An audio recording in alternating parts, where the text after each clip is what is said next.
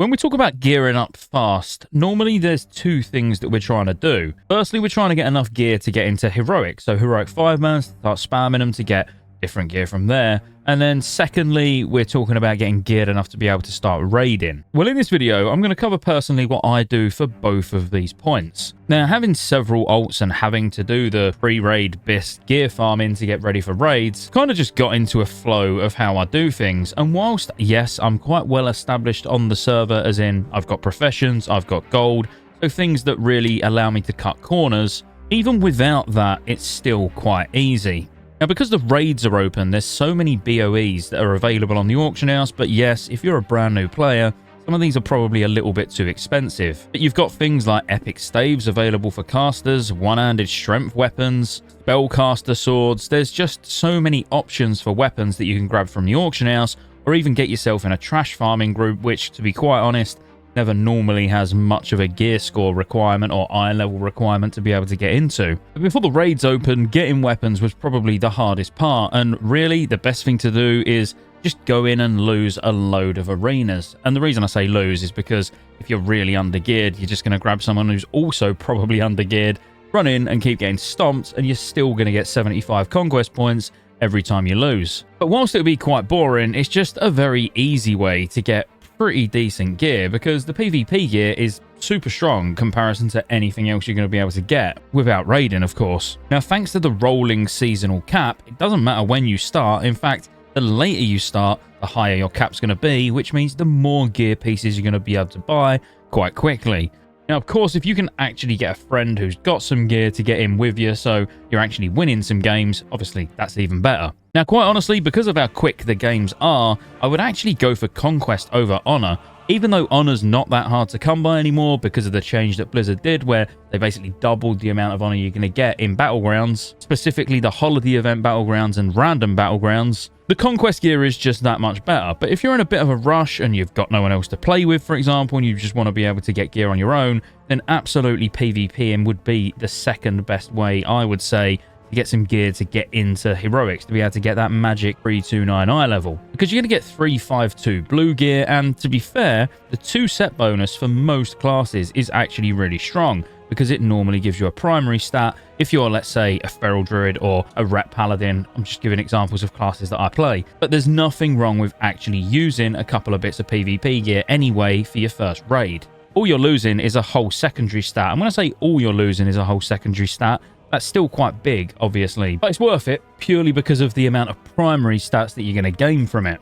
So outside of PvPing and buying gear off the auction house, you obviously do have crafting as well, where you can get a really decent set of blue sort of PvP gear, which is meant for PvP, don't get me wrong. It's got resilience on, but because the eye level is quite high, being like 339, buying a full set of just the blue PvP crafted gear, either from tailoring, leatherworking, or blacksmithing, yes, it's not going to be great. Again, it's going to get you to that magic eye level number, so you can start getting in Heroics to get actual gear that you want to use. The thing is, you don't even need to equip it, so you could just buy a full set, keep it in your bag. Once you can get into the Heroics, get fully geared, and then sell these back on the auction house. I mean, I'm not condoning you going in with practically no gear and being carried, but it's an option. You also have the fact that many classes can make use of a really solid trinket from Darkmoon Faire. Now, these are always going to be expensive, don't get me wrong, but if you're starting leveling a caster, if you've got the gold, you might as well get a Volcano deck, because it's going to last you for a really long time. If you're a melee, let's say a rogue, a feral druid, a warrior,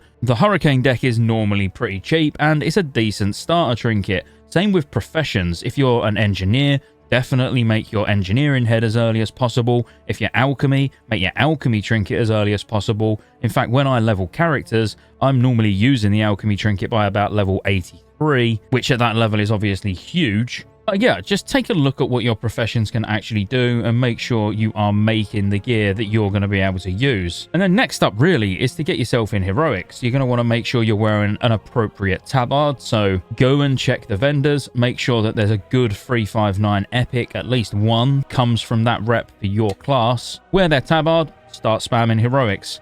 Now, with the change that Blizzard have made, this reset with the Valor Point cap, it is going to be so easy to gear, like ridiculously easy. This video will be as relevant today as it will be in 6 months' time, because the Valor cap will just go up every single week, much like the Conquest cap. So if you start a character in about 4 weeks' time, or let's say even 2 weeks' time from the time of recording, you're going to be able to get in and spam Heroic 5-mans non-stop and buy every single item from the Valor Point vendor, which, in my opinion, is absolutely crazy, but in a really good way. So to get geared, really, the #1 way is pick your 1 rep that you're going to want to max, because quite honestly, by the time you're fully geared, you're only really going to have time to do 1 reputation fully. Obviously, then once you're like fully geared and you I don't know, you got nothing else to do, you can go back and then do some more reps. But pick the one that gives an item that you can't get from the Valor vendor, get that tabard on, and get spamming your 5-man heroics. You're going to be getting 240 for every heroic, and there'll be no cap now to the amount of heroics you can do.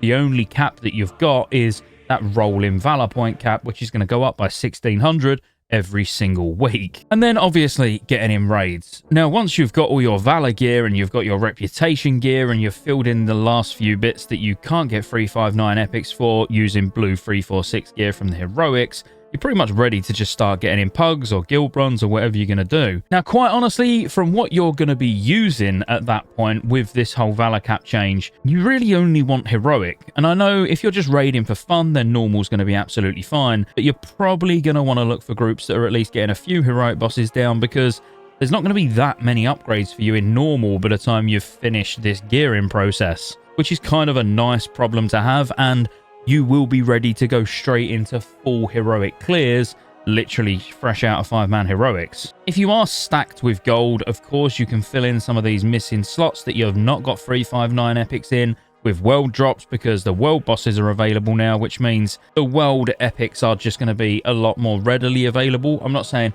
massively more, because they're on like a 72-hour spawn timer, but they're at least guaranteed world epics every few days. So picking up things like BOE necks or cloaks or rings from the auction house could also be beneficial, and probably won't set you back massive amounts of gold as more and more of them are on the auction house and we get further and further through phase 1. And I would say that's about it. So just TLDR, or to recap, do PvP until you got 329 eye level, or just buy the gear off the auction house to be able to get into heroics. Get a tabard that you're going to want with a reputation and spam heroics non-stop until you've got everything that you need from the Valor Point vendor. Obviously, before you even step foot in the BGs, you should probably do your crafted gear, like your alchemy trinket, your engineering head, and then happy days. You're going to probably be about 3, 5, 6 eye level, I would say, around about that, especially if you get a little bit of luck and maybe do get the odd world epic, or you do buy a 359 BOE weapon from the auction house, or you've done trash farming. I mean, there's lots of options to be able to get those, obviously. And then GG, you're ready to go and do heroic 25-man or heroic 10-man. If you enjoyed the video, be sure to like and subscribe, and I'll see you on the next one.